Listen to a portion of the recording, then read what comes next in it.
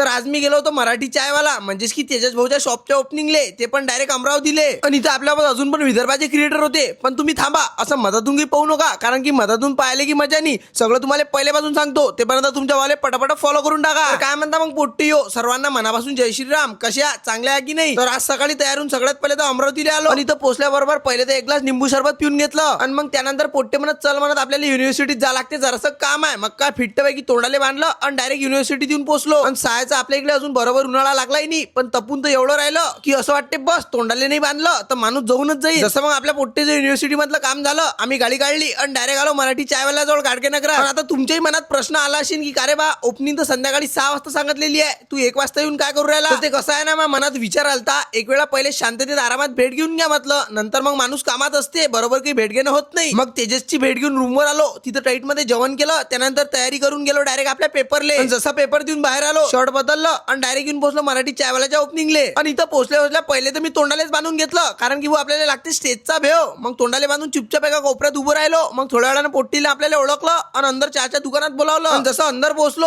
अंदर पाहिलं तर काय आपली पुरीच्या पुरी गँग अंदर हजर होती. तिथं मग एक एक करून सगळ्याची मस्त स्टेजवर एंट्री झाली आणि सगळीने तेजसले पुढील वाटचालीत हार्दिक शुभेच्छा दिल्या. त्यानंतर मग तुमच्या भावाची पण एंट्री झाली. आता तुम्हाला काय सांगू, स्टेजवर जायला मी पुऱ्या गावभराचा शरमतो. आणि मग तेजस म्हणे तुला 2 शब्द बोलाच लागतील. आता तेले कोण सांगीन, स्टेजवर बोलायला माझी हातभर फाटते, कारण की स्टेजवर बोलायची भाऊ आपल्याला की सवय नाही. इथं मग स्टेजवर 2 शब्द बोलून घेतले. आता तुम्ही म्हणसान का रे बा काय बोलला स्टेजवर, तोच आपला डायलॉग मारला ना रे बा. काय म्हणता मग पोट्टी जय श्रीराम असं बोललो. त्यानंतर इथे आपले जे प्रेमाचे माणसं आले होते, एक एक करून सगळे मस्तपैकी ब्लॉक मध्ये घेऊन घेतलं. इकडले तिकडले जे दिसले सगळे ब्लॉक मध्ये घेतलं. ते कसं आहे ना भाऊ, आपल्या प्रेमाच्या माणसाला आपल्याला काही नाराज करणं जमत नाही. पण भाऊ मराठी चायवाल्याच्या ओपनिंगला आलो आणि तिथे येऊन चहाच नाही पेला, मग काय फायद्याची गोष्ट. मग सगळ्यात पहिले तर इथं फुकटचा चहा पिऊन घेतला. त्यानंतर तेजसले अजून पुढील वाटचालीची हार्दिक शुभेच्छा दिल्या, तेजसच्या आईले पण शुभेच्छा दिल्या. तिथं सगळ्याचा निरोप घेऊन आम्ही गेलो महाराष्ट्रातल्या सर्वात ट्रेंडिंग चालू असलेल्या माणसाला भेटायला.